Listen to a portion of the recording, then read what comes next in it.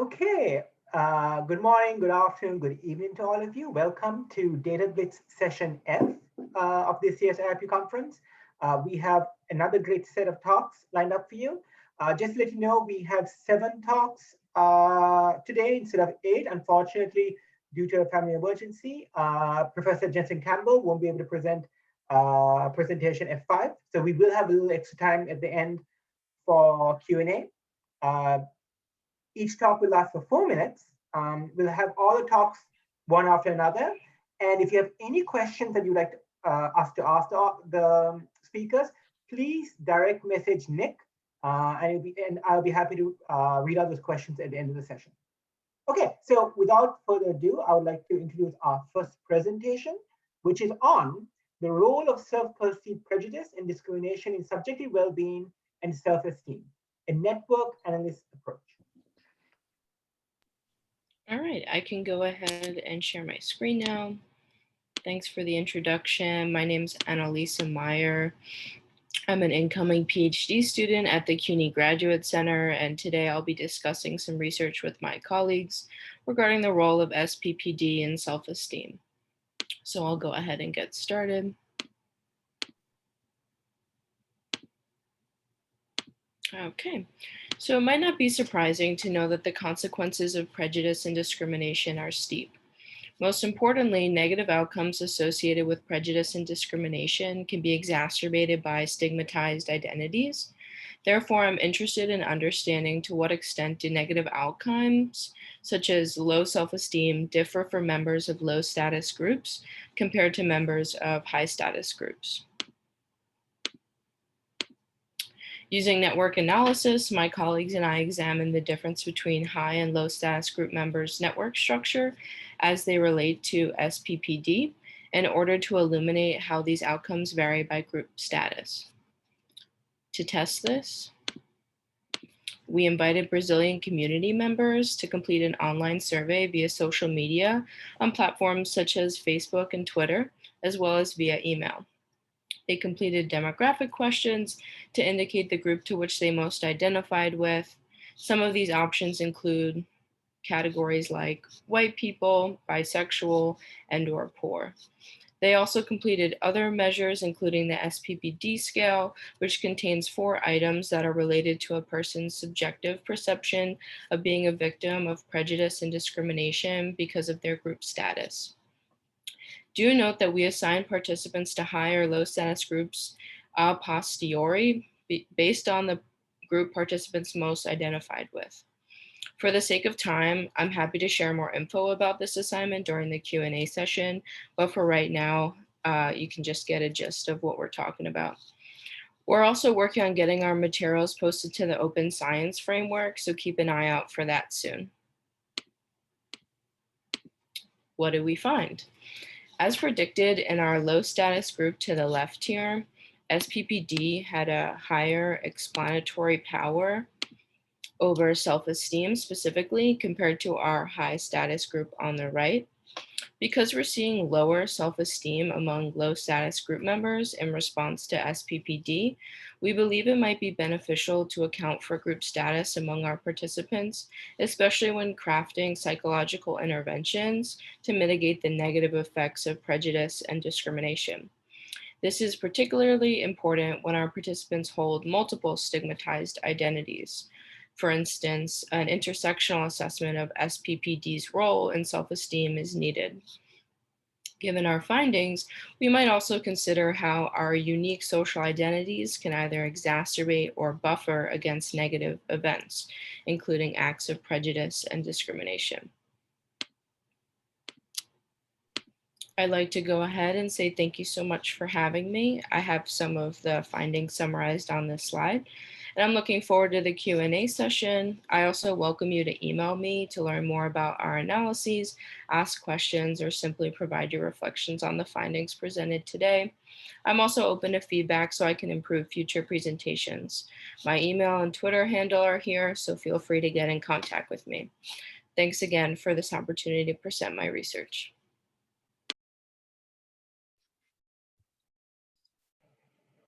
Thank you so much, Annalisa. Okay, Our second presentation is on mental health, personality, and the curation of online experiences. All right. Thank you. Let's see the introduction. Let me get sharing. All right. Okay. Hi, I'm Sienna Bedford-Peterson, and today I'm going to present on some ongoing research I've been working on with Sanjay Srivastava at the University of Oregon. The focus of this research is specifically looking at mental health and personality traits in the context of social media. Specifically, today we're going to be exploring if these two factors can predict the accounts that we follow on Twitter. I'm sure you've seen many headlines like this speculating about the impact that social media has on us in areas like mental health, sleep, how we form beliefs, or even process information. But we may notice these headlines are usually unidirectional, asking about how social media impacts us. Rarely do we ask how our own characteristics impact our online experience. This leads us to our primary research question I'll talk about today. Can current mental health and personality predict the accounts we choose to follow on Twitter? Specifically, here we're getting at the directionality from who we are to how we interact with social media.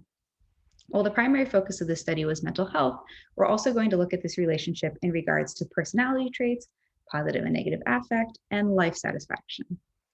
For the social media component, we'll be using Twitter Friends here, or in this case, accounts that you're interested in following.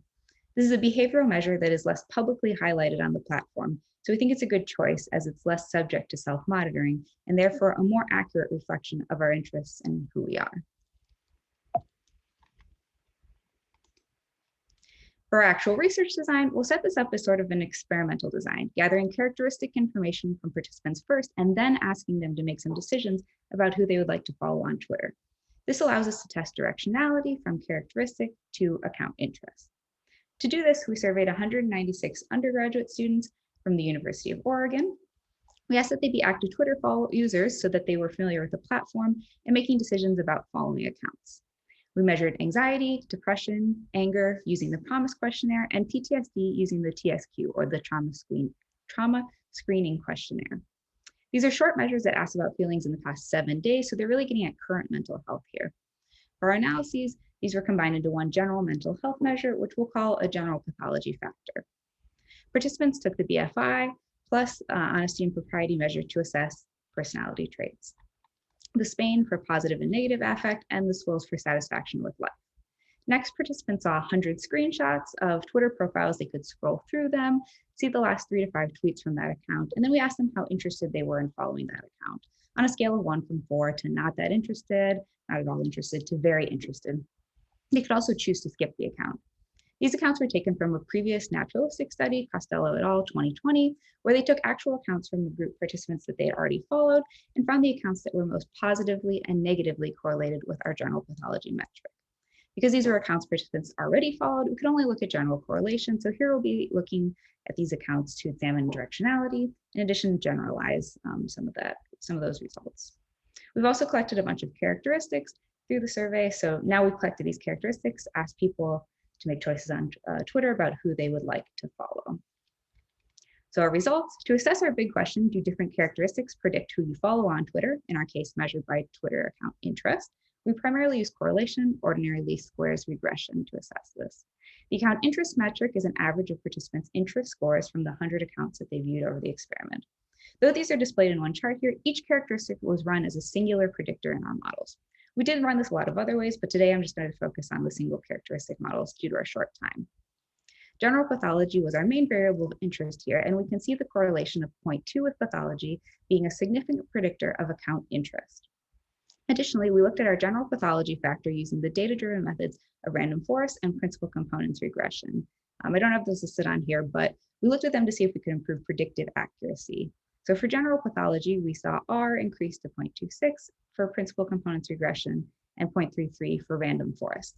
This is not particularly surprising for anyone who's used random forest. It's almost always our best prediction model.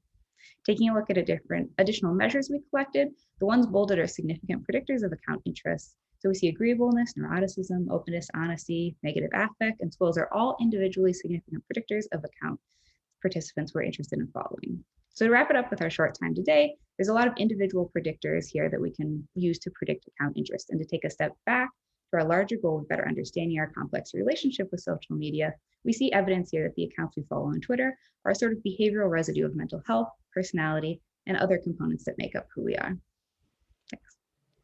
Thank you so much, Sienna. Okay, moving on to our third presentation. Our next talk is on effects of attachment insecurity on trailing partners' well-being following relocation, the buffering role of perceived partner gratitude and sacrifice. Hi, thank you. All right, let me just open things up here. So my name is Gabriella, and I recently examined the effects of attachment insecurity on trailing partners' well-being following relocation. And more specifically, I looked at the buffering role of perceived partner gratitude and sacrifice. So relocating for a romantic partner's job is among the most significant sacrifices one can make for their partner. And individuals who do so, colloquially referred to as trailers or trailing partners, often face large amounts of stress. But one group of trailing partners that we suspected may be particularly at risk are those who are anxiously or avoidantly attached. That is, those who fear abandonment and or intimacy in romantic relationships, because these attachment insecurities are often activated in the wake of stress. Most research to date has examined the role of trailing partners through the lens of workplace stressors and supports, neglecting the role of partner support. Yet, relocating for a romantic partner is an inherently relational process that couples navigate together. And thus, the role of perceived partner prosociality may be particularly important in this context.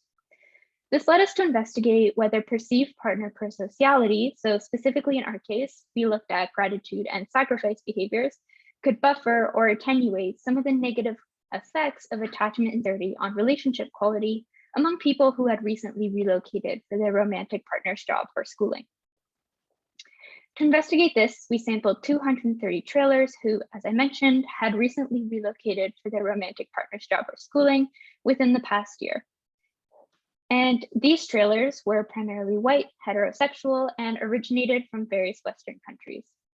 We examined the link between attachment insecurity and relationship quality, and importantly, whether perceived partner gratitude and sacrifice moderated this link. Additionally, we controlled for time since moving and tested whether effects differed by gender and relationship length. We also investigated effects among personal well-being measures, as well as other types of sacrifice and gratitude than the ones you see here. But in the interest of time, I'll mainly be discussing the effects of the measures on the screen right now. I should also note that the data collection for this study was completed prior to the onset of the COVID-19 pandemic. So in line with our pre-registered predictions, we did find that insecurely attached individuals reported lower relationship quality than their securely attached counterparts. But what happens when insecurely attached trailers perceive different forms of prosociality from their romantic partner may actually differ based on the two attachment styles. So on the y-axis on these graphs, you'll see relationship quality, and on the x-axis, you'll see avoidance on the top graph, and on the bottom graph, you'll see anxiety. The navy colored line are participants who perceived low levels of partner prosociality, and the teal colored line are participants who perceived high levels of prosociality. So here on the top, you can see that highly avoidant trailers who perceived that their partner was more grateful to them for moving reported higher relationship quality compared to those who perceived less. But keep in mind that this effect was only marginally significant at p less than 0.1. Among anxious trailers, perceiving a high number of sacrifices from their partner was a statistically significant buffer against low relationship quality, and this was true at a cutoff of p less than 0.05. As you can see, our effects are relatively quite small. However, we suggest that even small benefits conferred by partner prosociality may be important during the stressful life transition of relocation. Based on this and other measures in our study, we found that overall, avoidant trailers benefited most from perceiving partner gratitude, but not sacrifice behaviors, while anxious trailers benefited from perceiving partner sacrifice behaviors, but not gratitude. While there may be several reasons for these effects, for example, feelings of ambivalence when anxious individuals receive gratitude from their partner, we hope that this research will highlight the key role of romantic partners and their prosociality in navigating this major life transition. Feel free to email me. My email is at the bottom here if you have any questions or feedback or thoughts. And thanks so much for listening.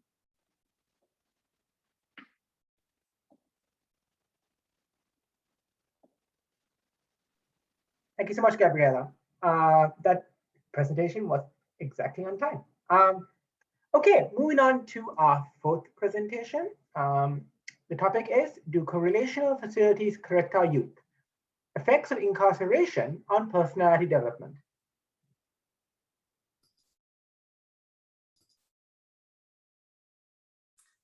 All right. Every year, the United States juvenile justice system handles more than 1.5 million delinquency cases, and 72,000 youth are incarcerated. In the work I'm presenting today, we wanted to know what role personality might play in youth incarceration and vice versa. So specifically, we had 2 questions. What personality traits predict youth spending time in jail? And then how does that involvement potentially affect the personality of adolescents? The Federal Bureau of Prisons has as one of its missions to, quote, provide work and other self-improvement opportunities to assist offenders in becoming law-abiding citizens. So do we see personality changes that correspond with this mission? I'm not able to cover all of this work, so if you want to learn more, including results on court-ordered community service and personality change, I encourage you to check out the OSF site linked here, or you can contact me directly. So to address these questions, we used data from the children of the National Longitudinal Study of Youth. These are the biological children of a representative sample of US Americans that have been studied since 1979. Participants were assessed every other year starting in the mid-1980s, and we focused in on youth aged 10 to 25 years. The variables we used were a residence variable indicating if they were in jail each survey year. We also looked at 4 personality traits: impulsivity, sensation seeking, depressive symptoms, and self-esteem, all of which have been implicated in delinquent behaviors. And several, in past research, and several background factors, variables as well, so that we could match incarcerated youth and non-incarcerated youth on this set of background variables. We had about 8,000 participants with at least one wave of data. About half of these people were white, and about 400 of them indicated that they were in jail at some point. We used a multiple imputation to account for missing data.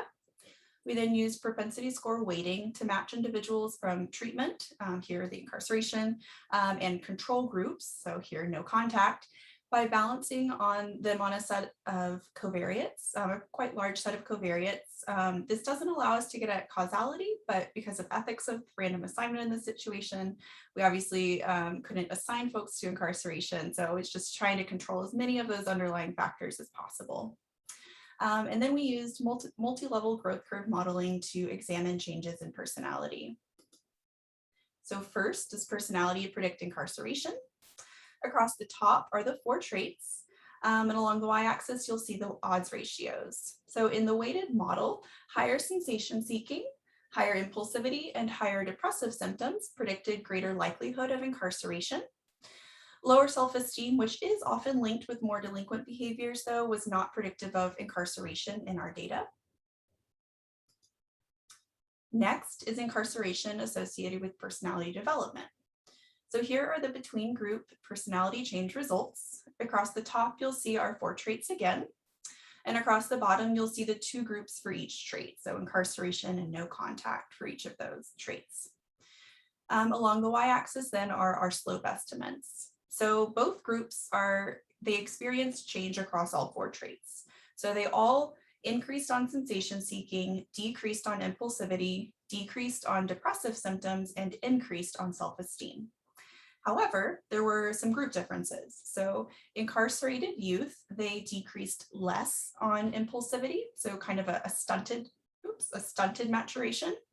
And then they decreased more on depressive symptoms, so kind of a mental health positive, you could say, than their non-incarcerated peers. As we detail further in our paper, but which is hinted at here, we conclude that incarceration is not a uniformly positive or negative event on youth personality traits, despite the potential for this to be a useful intervention. So thank you, and please feel free to get in contact with me or visit the OSF page if you want to learn more. Thank you. Thank you so much for that wonderful presentation. Our next presentation is on Iranian adults' perceptions of gayrat expressors.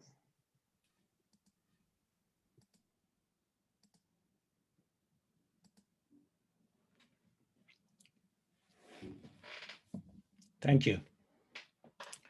Hi, everyone. My name is Puya Razavi. I'm a PhD student at the University of Oregon, and today I'm presenting some of the findings from our research on gayrat. Gayrat is a moral, emotional concept common in many Muslim Middle Eastern cultures, including Iran. There is no direct translation for the word gayrat. Sometimes people may use terms such as honor, jealousy, or anger as a translation. These terms may have some similarities to gayrat. However, anyone with a cultural understanding of this concept would say that none of these translations truly capture what gayrat is. To better understand gayrat, in our research, we studied the type of situations that can elicit it. We found that gayrat is an emotional reaction to boundary violations that involve namus. Namus refers to people, such as one's partner or mother, or entities, such as one's religion or country, that are strongly associated with a person's sense of self. We found that the situations that elicit gayrat often have one or more of these themes: perceptions of harm or insult to namus, violations by a third person, such as someone trying to initiate a romantic relationship with one's partner, and violations by namus. A common example for this type is partner's infidelity. In the presence of one or more of these elicitors, participants are likely to experience gayrat, which involves complex clusters of emotions, including hostility, social anxiety, and self-blame. One of the research questions we wanted to answer was, what is the social function of gayrat? One approach to answering this question is to learn about people's attitudes towards gayrat and their evaluations of someone who expresses gayrat. To address these questions, we first conducted a qualitative study which consisted of a series of semi-structured interviews with Iranian adults. During the interviews, participants discussed their lay theories about gayrat. One of the emerging themes was that participants saw the expression of gayrat as a social norm that needs to be met, especially by men.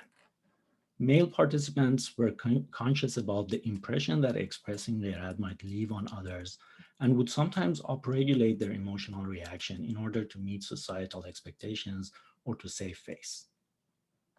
Second, there was an ambivalence in attitudes towards gayrat, both within and between individuals.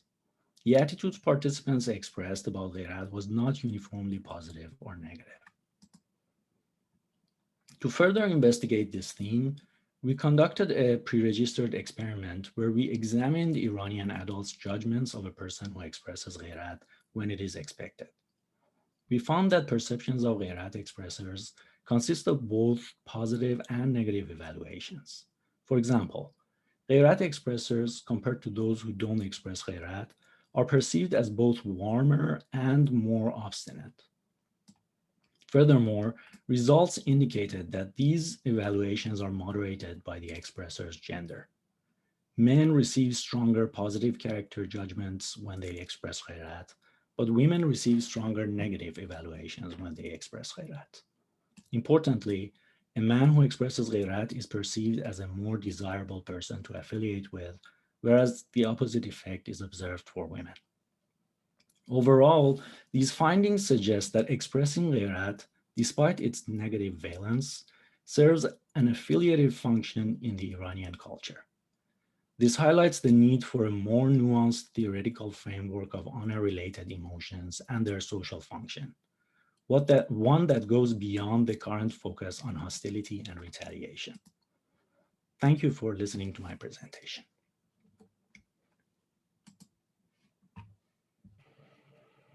Thank you so much.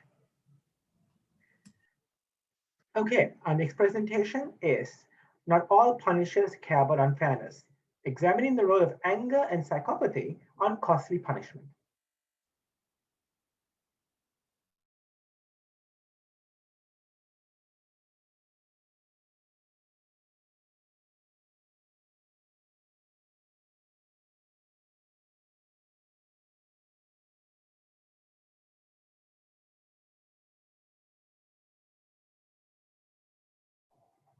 Charlene, we can't hear you. Hi, sorry. My name is Charlene, and I'm currently a PhD candidate at Georgia State University. And today I'll be talking about a project that my advisor, Dr. Eyal Aharoni, and I have been working on, titled Not All Punishers Care About Unfairness, Examining the Role of Anger and Psychopathy on Costly Punishment. Now, people are willing to spend time, effort, and money to punish others who violate moral norms like fairness, and they also experience anger towards such transgressors. Such punishment has usually been considered as being pro-social, but can it also be self-interested? So researchers have found that in economic games, some participants engage in anti-social punishment. That is, they're willing to punish cooperators and fair distributors. So in this study, we wanted to test whether psychopathy was associated with antisocial punishment. Now, psychopathy refers to a constellation of personality traits found in varying degrees in the general population, and it includes subtraits like meanness or callousness, disinhibition, and boldness. We expected that high psychopathy would be associated with greater costly punishment in self-interested, but not in other interested contexts. To test this hypothesis, we employed an economic game paradigm in which we compared second-party punishment, in which participants were victims of unfair offers, and third-party punishment, in which participants were observers of unfair transactions. In the third-party game, participants observed another player, namely the dictator, split 100 points between themselves and another participant, and either the dictator kept 100 and gave nothing, kept 75 and gave 25, or kept 50 and gave 50. They were made to believe that they were playing with other players, but in reality, they were responding to a computer algorithm. Then, participants were asked to make judgments about how many points they were willing to spend to punish the hyper unfair, unfair, and fair offers. They self-reported their anger and 10 other emotions on a Likert scale, and then followed by playing the second party ultimatum game, again where they responded to hyper unfair, unfair, and fair offers. So if they rejected the proposer's offer in the second party game, this was considered a measure of costly punishment because in this case, neither them nor the other player would get to keep anything.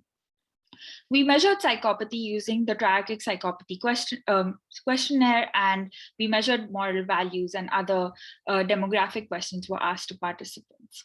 So after conducting some statistical analyses to check for descriptive and correlations and manipulation checks, the two main models that we tested were whether anger was predicted by meanness and disinhibition subtraits of psychopathy, and whether punishment of fair, hyper, unfair, and unfair offers was predicted by meanness and disinhibition. So we found that disinhibition subtraits of psychopathy were associated with higher levels of anger for unfair offers, but not for punishment of unfair offers.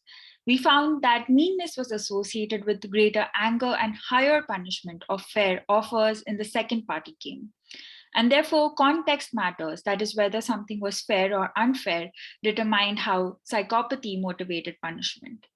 And after we conducted a mediation analysis, we also found that meanness subtraits of psychopathy predicted greater costly punishment of fair offers, and fairness negatively predicted punishment of fair offers, suggesting that they are distinct motivations for punishing other people.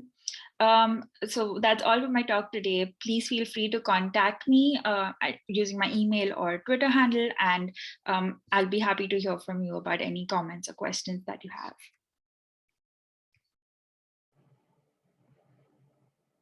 Thank you so much, Shani.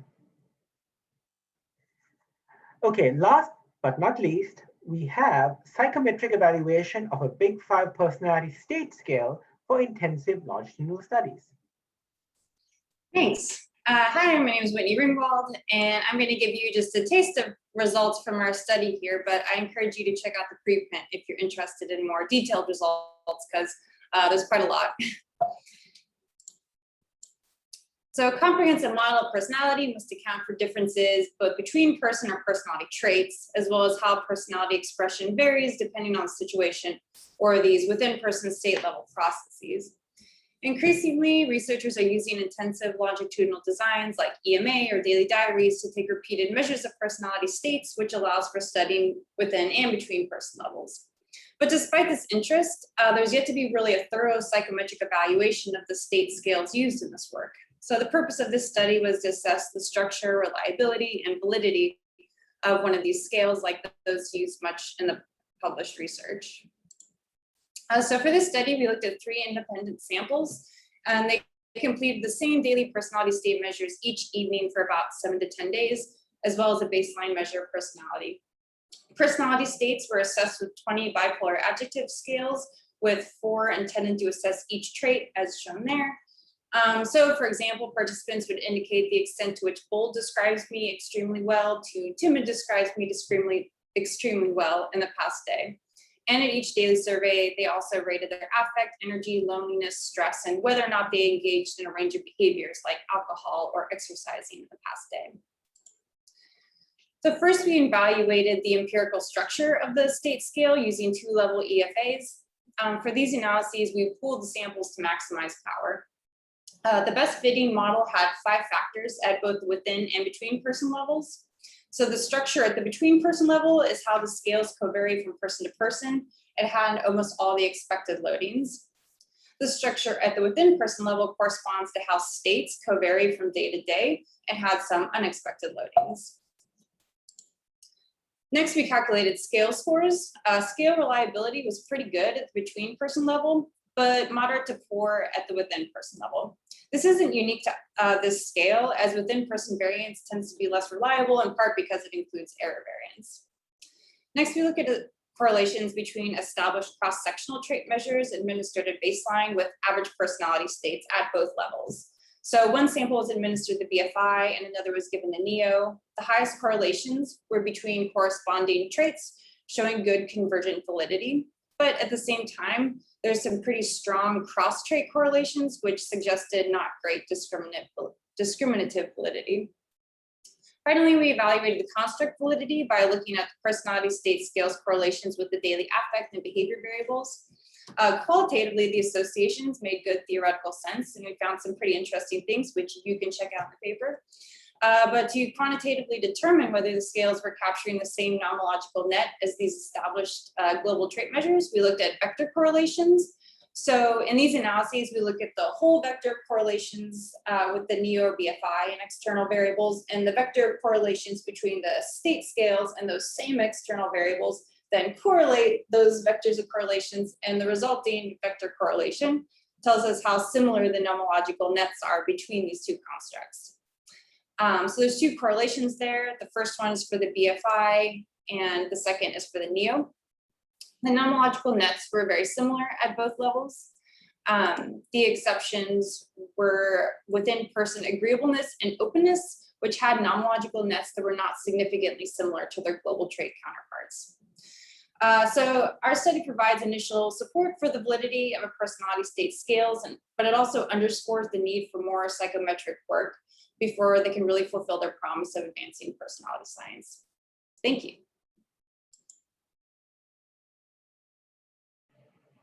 Thank you so much, Whitney.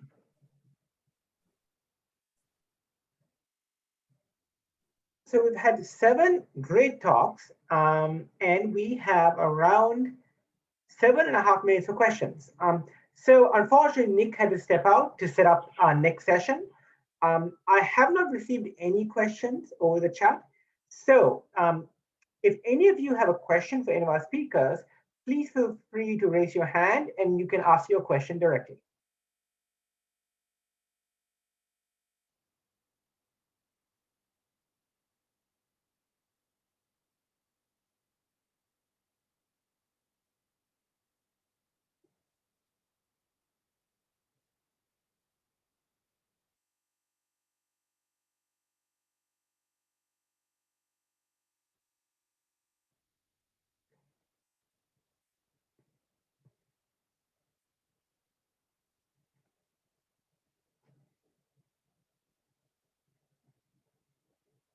If there are no questions, I'm happy to give people an extra 7 minutes to prepare for our next session.